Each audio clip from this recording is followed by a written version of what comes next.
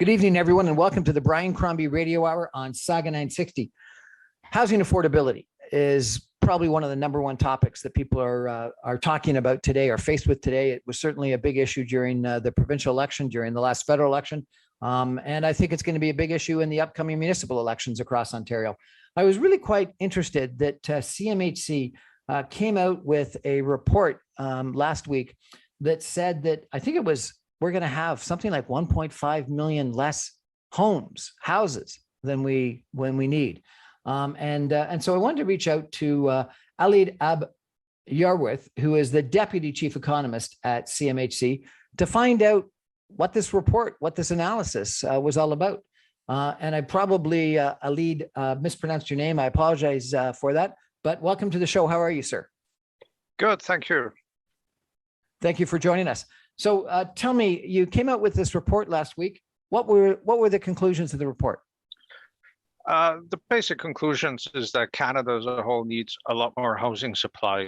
The housing demand has been going up for a range of reasons: economic growth, more household numbers, and until recently, lower interest rates. So demand for housing has been going up. What hasn't been as responsive is the supply. So with demand going up, supply not responding, then you get prices going up. What this report is trying to get at is how much more housing supply do we actually need in order to get back to affordability? And the number is very, very large. And am I right that it was something like 1.5 million houses in the Greater Toronto Area? In Ontario. So we haven't dug into the GTA area as yet. That's sort of a next stage of the analysis, but our findings was that Ontario would have to build 1.8 million more housing than we expected to produce by 2030. So roughly speaking, there's around 2 million extra. There'll be a certain amount of extra houses built anyhow by 2030, and we need 1.5 million, 1.8 million beyond that number by 2030 if we want to get to affordability. 1.8 million more than is currently projected to be built. Right. In the next 8 years. I thought it was 10. In the next 8 years. Well, but by 2030, yeah. So yeah, 8 years. That's an astronomical number. And I think Build, who were at a major conference just last week about housing affordability and some of the supply issues, said that we're building 50,000 less than we need already. Yeah, the task is enormous. According to our estimates, the rate of housing starts, so putting concrete in the ground, has to more than double in Ontario and British Columbia. The task is enormous, but the affordability is a huge problem, particularly in the GTA and in the Vancouver area. So this has been building up for a very long time. Who's caused this problem, and what's the solution to it? Who's caused the problem? My view is that there's a lot of responsibility around the housing supply system. So everybody's been aware that house prices have been going up, that demand has been going up. There's been economic growth, there's been population growth, but there hasn't been that responsiveness in the supply system. And so there's a lot of how shall I put it? A lot of problems in the whole supply system, in the approval system, and the types of housing being built, and there's a lot of snarls in that system, basically. So let's talk about the supply system. The supply system, supposedly Toronto has more cranes in it than any other city in North America. So developers are building a lot of condos if that's what is being allowed to be built, and they're building like crazy.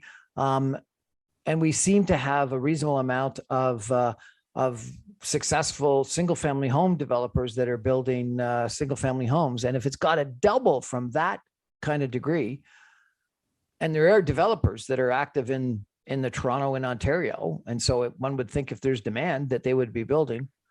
What's holding up them building? What's holding up their providing the supply? Well, it certainly seems that the approval times for increasing housing supply are extremely lengthy. So we hear all sorts of anecdotes on the time it takes 3, 5+ years to get approval for a new apartment, for new structures. And it seems to be particularly difficult to build more rental structures, for example. So there's a lot of gumming up in the supply system on the regulatory side. It's not always clear to me that the type of housing supply is also necessarily the most affordable. So it's not always clear that more single detached housing is the answer, for example. I think we need some greater density, not necessarily the high-rise apartments, but there needs to be greater density, maybe greater space in apartment units, maybe more 3, 4 bedroom apartment units. So there's a lot of different mixes of supply that needs to be brought to bear, both on the side of the developers, the builders, but also the government. So government process need to accelerate. And that's why one of the messages we're trying to produce for the report is everybody needs to work together. It's an all hands on deck. It's things have to change. We need business to be more productive. We need the government to be more efficient. So are you saying the government's the problem here? Government is part of the problem, but it's not clear that it's the only problem. We're chatting about housing affordability and a CMHC report that came out last week that suggested that we need to build. I thought it was 1.5 million new houses. I've been corrected. It's 1.8 million new homes in Ontario in the next 8 years. It's an astounding number. We're going to take a break for some messages and come back more with the Deputy Chief Economist of CMHC in just 2 minutes. Stay with us, everybody.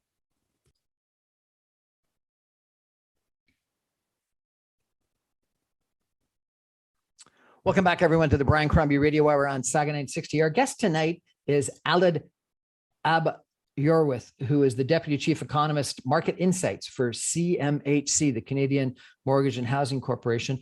This gentleman has an unbelievably impressive resume. He's worked for Environment Canada, for Finance Canada, for the Council of Canadian Academics. He was a special advisor in Finance Canada, and he's now the Deputy Chief Economist at CMHC. He has a PhD in economics from Western University, a master's degree in European and international relations from the University of Amsterdam, a master's degree in economics from Carleton University. And I'm not going to get this right. Apologize, sir. Ahead, maybe you can help me. A bachelor's degree in accounting and finance and economics from Aberystwyth. Yeah, that's good. In Aberystwyth University, which is where, sir? In Wales. In Wales, fantastic. So you've been in Wales, you've been in the Netherlands, and you've been in Oxford, and you've been in Western London, Ontario. Yeah, I go backwards and forwards across the Atlantic quite a bit. Excellent. Well, born in Richmond Hill, but I grew up in Wales. Well, we appreciate you joining us both at CMHC, because you obviously are doing important work, and joining us tonight. So, we were talking about whether government is a problem, and obviously I was trying to get you to say government was the problem, and you weren't willing to commit to them being the major issue. But lots of people have complained that the zoning system that we have in place really was created for a world of a generation ago that was trying to separate out industrial uses from residential uses, and that maybe that era where we needed such rigorous zoning reviews of development has gone by. And there was an affordability task force that the Ontario government commissioned this past couple of months that came out with 55 recommendations. I think 5 or 6 of them were included in a bill that was brought forward, not passed by the Ontario legislature before the election. Only 5 or 6. And one of them goes to the point that you made about building what people want. And it appears that we do a reasonable job of big condos downtown Toronto, and we do a reasonable job of single family homes. And what we have a challenge in building is what some people describe as the missing middle. And it's interesting because, and you may know this far better than I, but in a lot of polls, people describe that they actually like Port Credit, Kitsilano, the Beaches, Blue Village, which is 20 to 40 units per acre. And it's very difficult to actually get zoning approval to build that kind of housing in today's marketplace. We can get zoning for 5 or 6 units per acre or less, which is single family homes. And we can get zoning, albeit maybe after a long approval time period process, for the 100 units per acre or more that you get in condos. But the missing middle is just a challenge.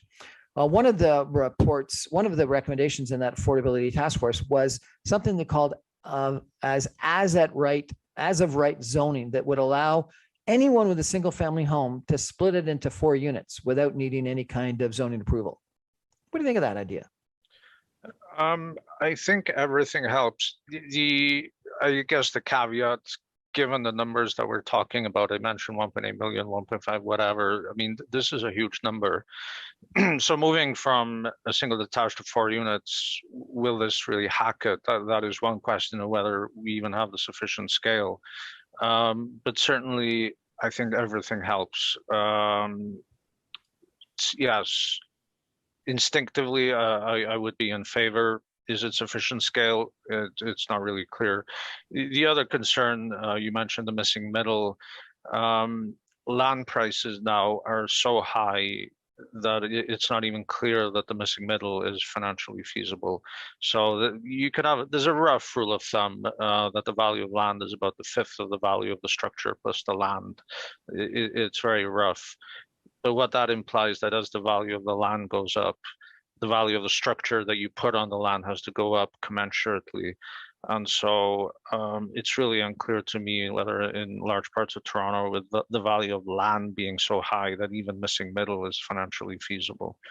But certainly having more of this variety, not necessarily low-rise density, but more amenable high-rise density must be the way to go. But the value of the land, isn't it predicated by the same issue, lack of supply? And so therefore, if you dramatically increase the supply, then by definition, the value of that property that remains is going to go down because there's going to be more competition, basic supply and demand. And you know, I think that, you know, and again, you probably know this far better than I, but the value of land that is entitled versus the value of land that has yet to got the entitlement, when you've got to spend, you know, 3 to 5 years and, you know, hundreds of thousands, if not millions of dollars to try to get zoning approval, trying to get the entitlements, is dramatically different. And so therefore, that's one of the reasons why. And if you therefore lessen the time and lessen the cost of getting entitlements, you're going to decrease the value of land, are you not? Yeah, completely agree with that. And that's where some efficiencies have to be brought. This whole business of negotiating over the land uplift, it just takes a lot of time, and that has to be streamlined in some way. I did an interview with Joe Barrett, who is the leader of an organization called Urban Strategies, one of Toronto's foremost planners. And he said the problem is governance, that you end up having ward councillors that end up lording over their ward like a lord would over a fiefdom, and being unbelievably influential in the planning process, such that if you don't get their approval to build what you're proposing, you've got no chance of getting approved with the city. You're going to have to take it to the OMB or the Ontario Land Tribunal or whatever the different provincial jurisdiction is that oversees it. And that even if the mayor and other councillors think it makes sense, they're not going to vote against a local ward councillor because the local ward councillor won't support them in the future. And so it ends up being a problem. He said, we got to throw out our governance system, that it's our actual system of ward councillors that planners look to for the approval that is the root of the problem. What do you think about that, sir? That's why I was a little bit reluctant to respond to your earlier question. Is government a problem? It's because the government reflects what the people want, what the democratic system provides. And so I would tend to agree with you more that it's a governance problem. Government is, you know, what the people want, so you get the government you want. But it's clearly that there is scope for reform on the governance side.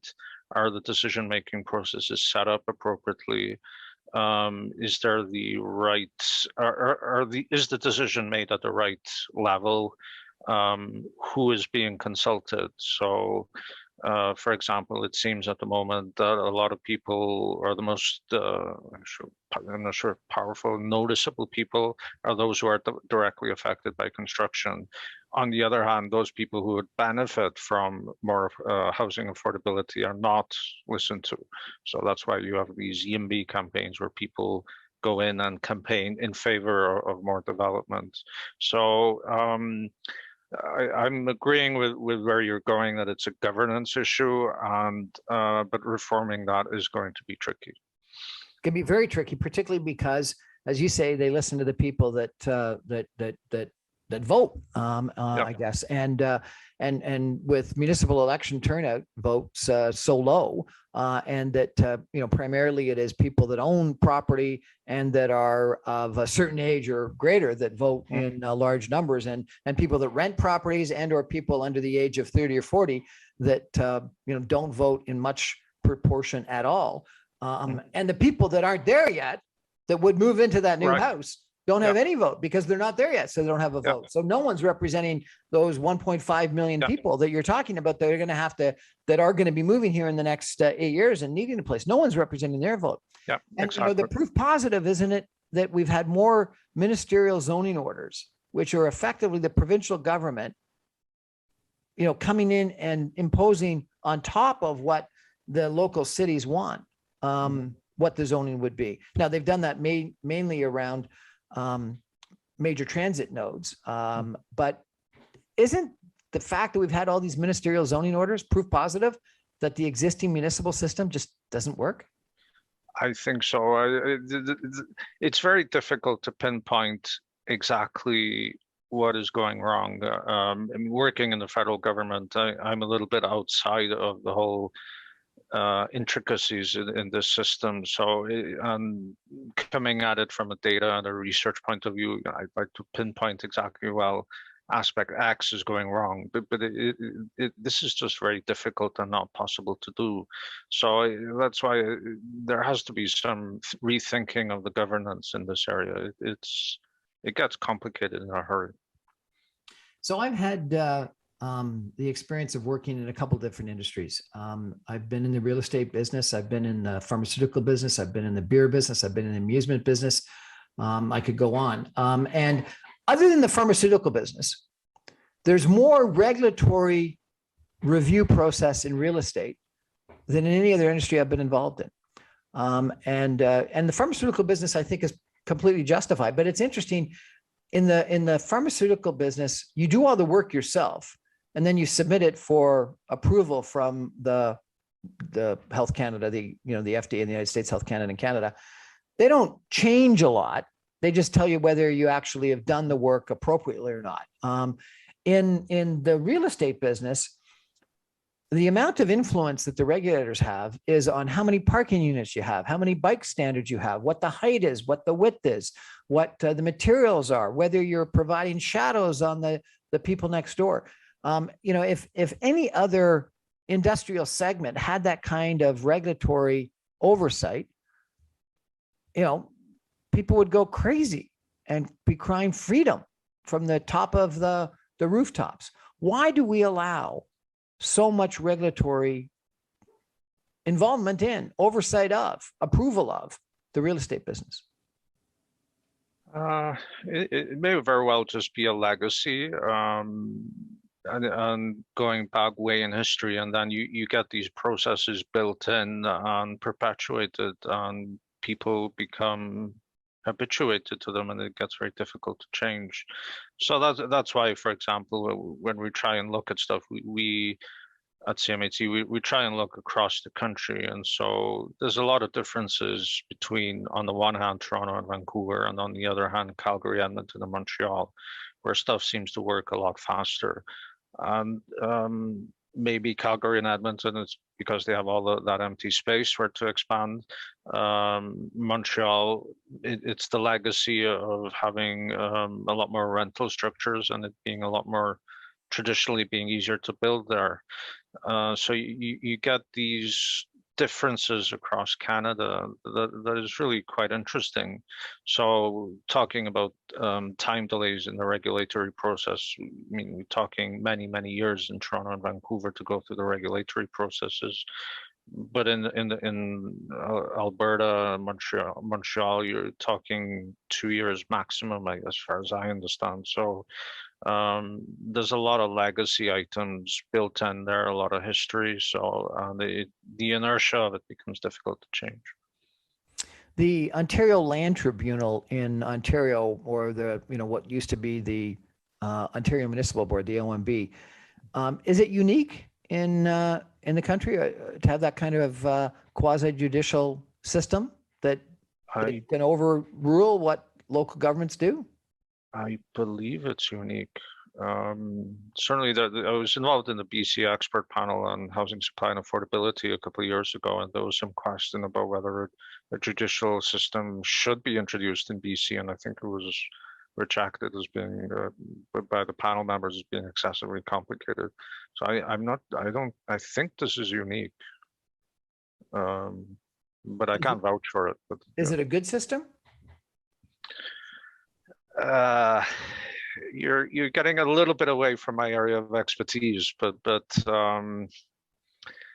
I, as an economist, I would argue in favor of transparency and efficiency of processes and rapidity of processes. Which means what? Well, so long as it's clear, transparent, and works fast, I think. Another way of putting it is that my understanding of the processes at the moment is that there's a lot of uncertainty involved. And I think what would be greatly helpful is, even if there were adverse decisions, that decisions were taken very quickly, and it was fairly clear what was going to happen. So I interviewed another planner by the name of Ken Greenberg, who's written a book called Walkable Cities. And he said that what the OMB or the OLT allowed politicians to do was not grow up. That because there was going to be a system above them that would overrule them, that they could give in to the NIMBYs, give in to the people that were demanding no development, look like heroes in their local ward or council, and then know that, yes, they would be overruled, and so that the right development would actually end up getting built. It was someone else that was going to have to decide. And given the system that it was the only solution to the problem, but the right solution would be to actually get rid of it, which would force the councillors to grow up and behave like adults. What do you think of that comment? I've heard that complaint as well. And it gets back to the point you made earlier about the governance, like what exactly can be achieved efficiently. And I think the expectation is that politicians can make these, or should be making these trade-offs. That's what they're paid to do. And so we don't need to have an OMB or a OLT, that we just got to force them to realize that we got to build 1.5 million houses and start to figure out where to put them. That's the challenge, but there's a lot of devil in the details. And like I said, this was part of the point of our report is, let's stop discussing whether it's demand, whether it's supply, how much supply. Let's stop discussing this and let's move to, okay, how exactly do we do this?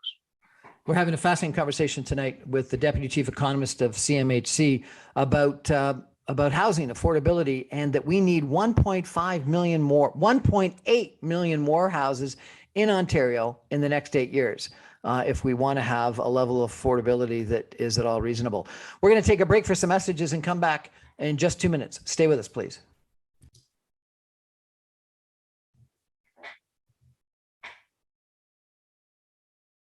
Welcome back, everyone, to the Brian Crombie Radio Hour on Saga 960. We're having a really interesting conversation tonight about affordability of housing. And our guest is the Deputy Chief Economist of the Canadian Mortgage and Housing Corporation, CMHC, Alid Iorwerth, who is, as I said, the Deputy Chief Economist. He's been in government and different agencies for what, 20 years, it would appear. You've got an incredible pedigree with Environment Canada, Finance Canada, and now at CMHC. He's got a PhD in economics from University of Western Ontario. I probably took one of your Economics 101 courses way back when, sir. And he's got a master's degree in European and International Relations from the University of Amsterdam. CMHC came out with a report that I guess you were one of the key people on, that said that we have a need for 1.8 million new homes, new houses in the Toronto area, in the Ontario area, in the next 8 years by 2030. It's an astronomical amount. And we've been talking about some of the issues in getting there. Maybe I could ask you about some of the questions. You know, a lot of people say the problem is all interest rates. The central bank messed it all up by keeping interest rates so low for so long. And that's what's led to unaffordable houses. What do you think of that? It's a part of the answer, but we think it's a small part of the answer. So we've done some initial estimates, and we think that over the many years, the trend towards lower interest rates maybe contributed about 10-15% of the appreciation of housing prices. So it played a part, but not an enormous part, is our view at the moment. Now interest rates are going up at the moment, and so we may get a quick reaction to that. But overall, our view is that it's this trend towards greater household numbers, higher income, and this just inexorable rise in demand for housing. There are, new questions coming forward. So, for example, construction costs have been generally stable. Supply chains were working. Now everything's a little bit messed up in this world. And so the construction side and the pressures in that sector may become more of a factor going forward. So that's another dimension that we're going to have to take into account going forward. Lots of people were saying that during COVID, it was difficult to construct. That there was the rules on elevators in taking people up towers were restrictive. Closing down some of the renovation work, etc. Do you think COVID impacted building?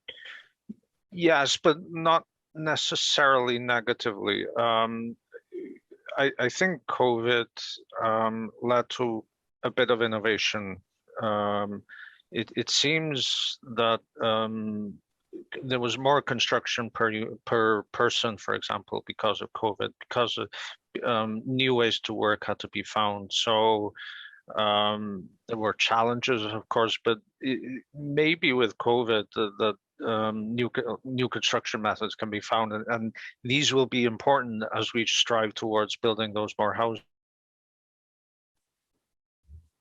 That's one dimension of COVID. The other dimension of COVID is that people have started or did seem to move out of city centers and into more suburban areas where it could be easier to build housing. So it's possible that this helps affordability a little bit, maybe, maybe not. I mean, they were demanding more single detached housing, which is generally more expensive, but like I said, it may be easier to build more housing in those outer suburbs of Toronto. So COVID was interesting. I mean, can't forget the human toll of it, but within the construction, development, housing, it had interesting implications. Some people have said, no, investors are the problem.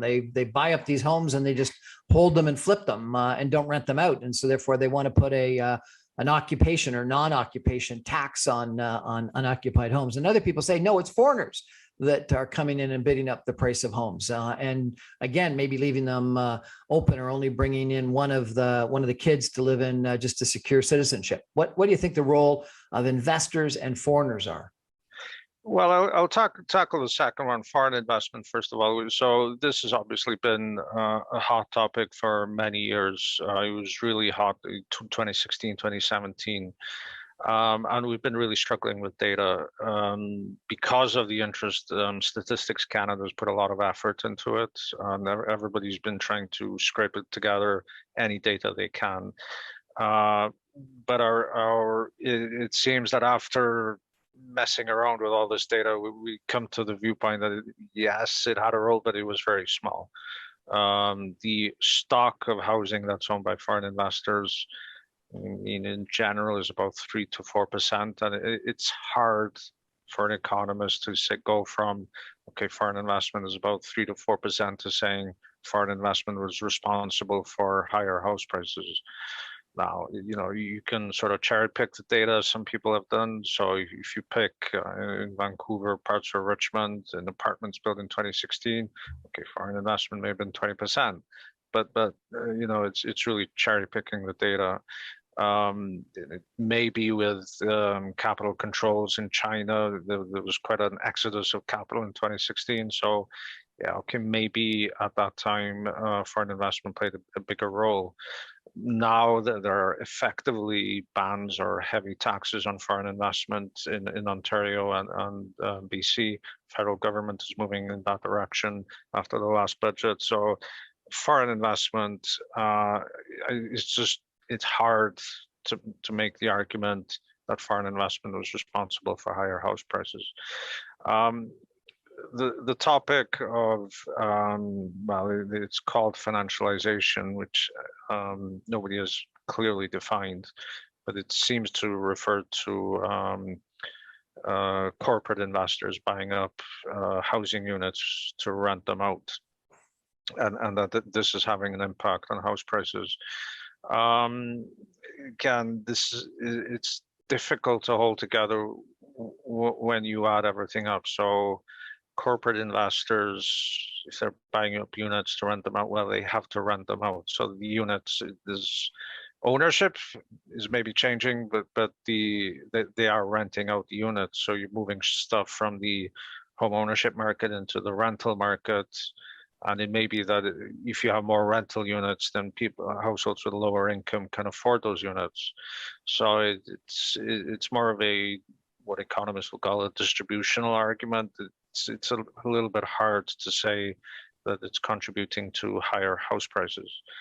Now, the nuance in that argument is that investors tend to be attracted to housing markets where you don't have a lot of supply. So if there's nothing being built, housing can be seen as a little bit of a one-way bet, and this tends to attract investors. So, but the problem in this case is not investors, it's the fact that you don't have more supply. So it's a question of tackling the right problem, and everything seems to point at supply being a problem. Many developers will say development fees are the problem, and that they are substantially more than the incremental cost of that extra development, and that it's not fair for that next development that comes in to pay for the parks, the schools, the sewage, the water, et cetera, that are of a benefit to the entire society. Are development fees part of the problem? Potentially, yes. I mean, this is one of the difference with the Quebec system, where quite a bit of the infrastructure is paid for by the province rather than by the municipality. So, I mean, people complain about personal income taxes maybe being a bit higher in Quebec, but then the province does supply more of these infrastructure services. So the municipalities in this case will only charge development fee or taxes to cover really that local amenities. If you put in new housing, it's probably appropriate that developers contribute to services, municipal services, right in that location, because the housing adds to the pressure. But it may be appropriate also for the province to take on more responsibility because they have an interest in maybe in increasing the population of the province.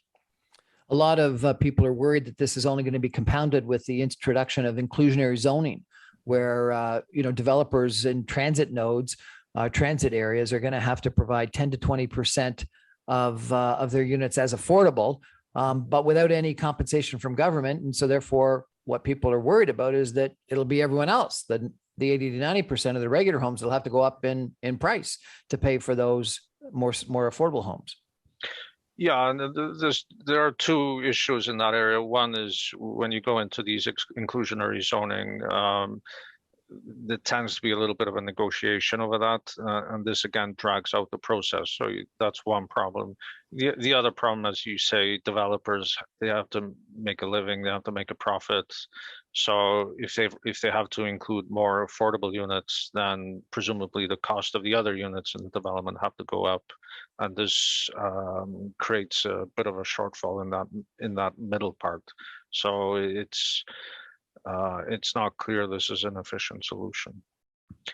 Obviously, we need more affordable housing, but it's not clear this is the way to go around it, about it. According to a Build study, inclusionary zoning was instituted in something like 12 cities around North America. In every other city, there was compensation provided by the city to the developers in exchange for providing that inclusionary zoning, like increased density or free grants of land or reductions in park requirements, so that they effectively compensated the developers for that. In Toronto, there is no compensation for that requirement for inclusionary zoning. Is that going to be a problem? Well, I just, the design of the whole inclusionary zoning system, where you expect developers to pay for more housing units for low-income housing, seems to be unique for an industry. This doesn't seem to exist in any other industry, where you get some people to provide funding for other people in the same system. It seems so whether there's compensation or not, that's one argument, but the whole system of inclusionary zoning seems strange. Seems strange. That's a very political answer for somebody in government. Well, I was trying to think of a euphemism. I had a gentleman from a modular home company, and so maybe he had a bias in this regard, but he came on my show and said the problem is the construction business is one of the only industries that's not grown up and evolved, and suggested that the waste in building on site is something like 30%. Weather ends up being a big issue for absenteeism and lack of work, and cold in the winter and heat in the summer. And what we should be doing is building all our homes and factories and do modular housing. And in every other industry, we've dramatically industrialized our production, and that's been good for productivity and efficiency. And the construction business hasn't done it. I mentioned before that one of the hopes we have in achieving so much more housing is increased productivity in the construction industry. It's possible that factory building of housing is one way. It's possible that more wood frame construction, so high-rise wood frame construction, is another potential solution. I think all of these need to be explored. Productivity growth in construction has not been strong over many years. A little bit the same as productivity in a lot of Canadian industries, but there must be scope to do things better. So coming back again to a point you made earlier, is government the problem? Well, partly regulation, but I think there's tremendous scope for improved innovation across the entire system. Does anyone get it right? Some people have told me that Houston is an example that it gets it right, but then other people say because they don't have any zoning, what they end up getting is this nonstop sprawl. That's the common concern. A lot of those cities in the south, Atlanta, Phoenix, Houston, they have large amounts of construction. They have housing affordability. They have large population growth. But they have sprawl. Now, and you have the diametrically opposite case of the coastal cities, San Francisco, Boston, where you do not have sprawl, but then on the other hand, you have a lot of housing inaffordability. So it's unclear whether anybody does it right. I guess one of the concerns with sprawl is the emissions, the pollution. I guess with more electric cars, will that become less of a concern? If there's possibility of more work from home, as we've experienced post-COVID, will there be less concern about having these cities sprawling out? These are maybe new trade-offs that will become apparent in the future. We're chatting tonight about housing affordability with the Deputy Chief Economist of the Canadian Mortgage and Housing Corporation. We're going to take a final break for some messages and be back with some concluding comments in just 2 minutes. Stay with us, everybody.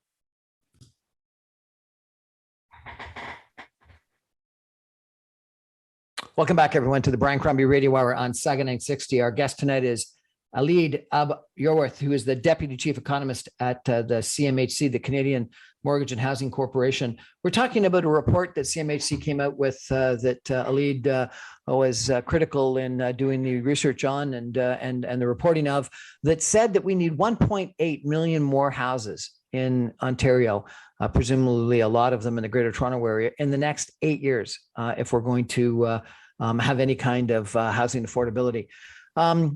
And we've been talking about a lot of the potential issues, and I think that we've been hopefully fairly criticizing the regulatory process to get approval as one of the major reasons why there's a problem. Alid, a week ago, the Urban Land Institute had a major panel discussion and seminar on transit-oriented development. And they suggested it was one of the potential solutions for a couple of reasons. They said that number one, with transit, you can get people from farther away to the city to where they want to work. And so therefore, you effectively made more farther afield, cheaper land available so that you could have more affordability, and that people understood and would approve greater density around transit nodes, I guess a little bit more understandably and with less opposition, and or that the provincial government would overrule them with a ministerial zoning order if they didn't. And so therefore you could get approvals. And some of the things they talked about is the ministerial zoning orders around all of the proposed subway stations for the Ontario line that the Ford government is building. One of the criticisms was that we never actually increased the zoning on the Bloor-Danforth line, and that therefore we dramatically need to do that such that we get increased density there like we did along the Yonge line. And then I had someone on my show that said, and the reality is that people will accept it because you get density at Yonge and Eglinton, Yonge and St. Clair, Yonge and Davisville, but a block away, you still get single family homes. So while it changes dramatically the density at the node along the line, it doesn't change the whole city. So what do you think? Is transit-oriented development the solution? To the extent that it gets us more housing, more density, I think it is desirable. What I'm a little bit concerned about is going really forward to the future and really thinking about what people want in general in housing and so forth. For an economist, the real trade-off is between housing costs and transportation costs. So this is really what urban economists work off of. If you have high housing costs, then people live further away. If you have more transport, then you can get that higher density. So transit is a way of mitigating high housing costs. The concern is with work from home, with new technologies. Will people really want to be at transit nodes? Will transit nodes be as important when we have more work from home?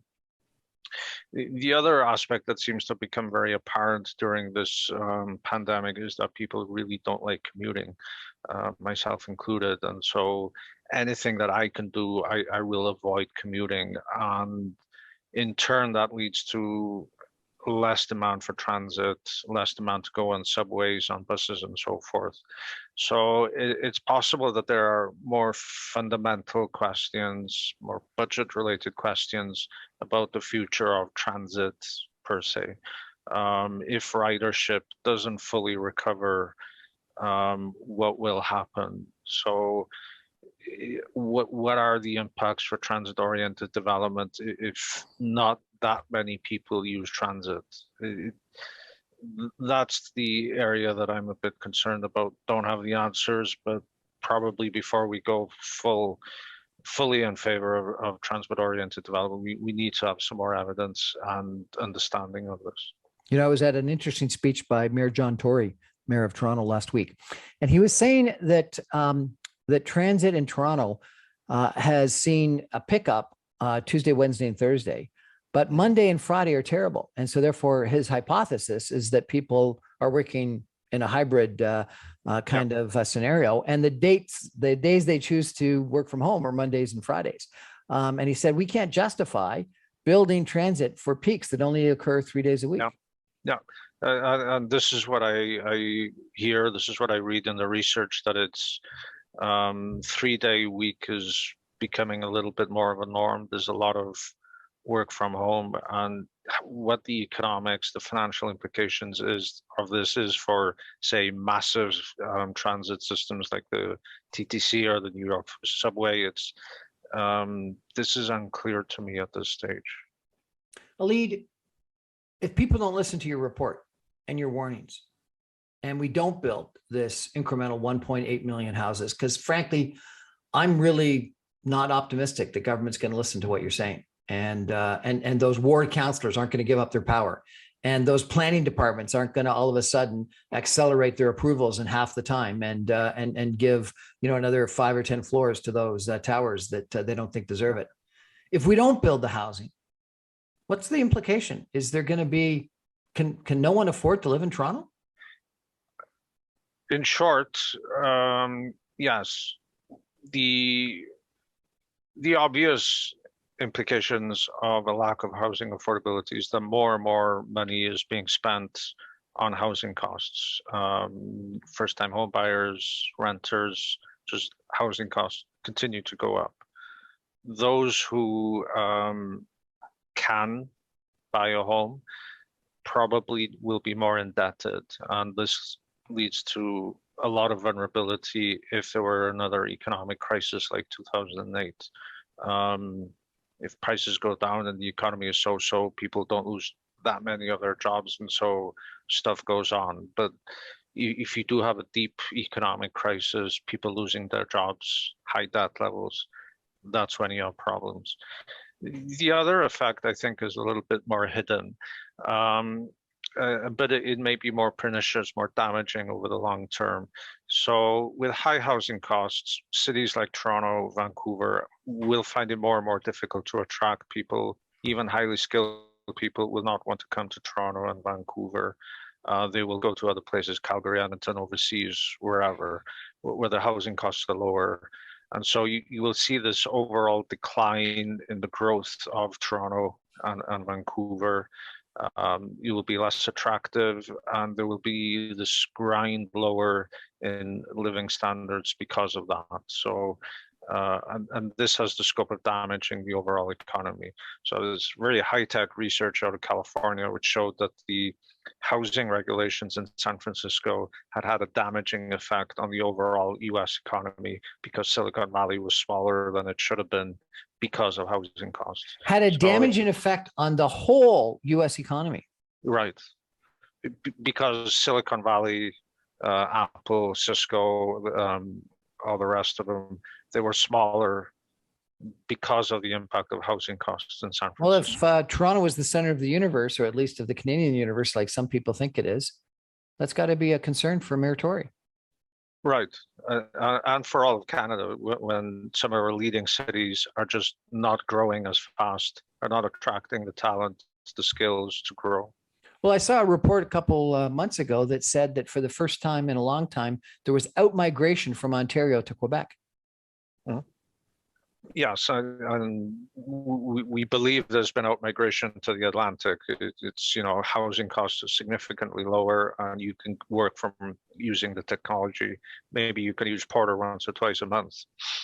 So, and Quebec is significantly more affordable until relatively recently than Ontario or British Columbia. So obviously I saw your report and was interested and reached out to you. Have politicians, have other people shown some interest and some concern? A little bit at the bureaucratic level, not so much at the political level as yet. They don't want to hear the concern yet because they don't want to have to be forced to do something about it. Anyway, Alid Iorwerth, the Deputy Chief Economist for CMHC. Thank you so much for this discussion. I really appreciate it. If you come out with any new reports, let me know, because I'd love to have you back on, sir. You've been really quite interesting to chat with. And if I could just end with my 2 words, my 2 cents of worth, as I do think that government regulation, zoning regulation, and the time to get approval in the real estate business is unheard of in almost any other industrial sector other than maybe the pharmaceutical business. When in the pharmaceutical business, I think it's completely justified because a drug obviously needs to be proven efficacious and safe. And the amount of influence that the planners have and the counselors that the planners work for in regards to so many different things that they'll influence on in regards to, bikes, parking spaces, the amount of amenity space, the amount of rental replacement that you got to provide, the height of the building, the width of the building, the shades that the building provides, the materials that are used. It is unbelievable. And it leads to an incredibly long time period to submit applications, to get the applications reviewed, to get them approved. And then when the applications are submitted, there's 10 different departments in every city that have got to look at it. The arborist has got to look at it. The traffic's got to look at it. The planning's got to look at it. This group's got to look at it. It's unbelievable, the bureaucratic maze that real estate development has to go through. It's got to be improved. It's got to be improved in time. It's got to be improved in the process. It's got to be improved in approving more density and in places more height. It's a crisis of affordability. And our guest has exhibited it to us through his research report.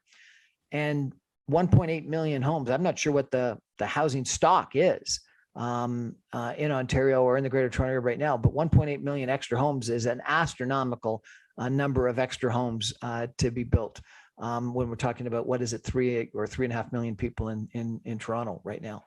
So I think this is an issue, and it's an issue that we need government to pay attention to. And it's an issue that is going to have some people that don't like development and don't like growth. They're going to oppose it. But what they're going to do, if they are the ones that are listened to, is create a situation where my kids have got to move to Bracebridge if they want to afford a house. Not anything wrong with Bracebridge, but that's how far they're going to have to move. Anyway, that's our show for tonight.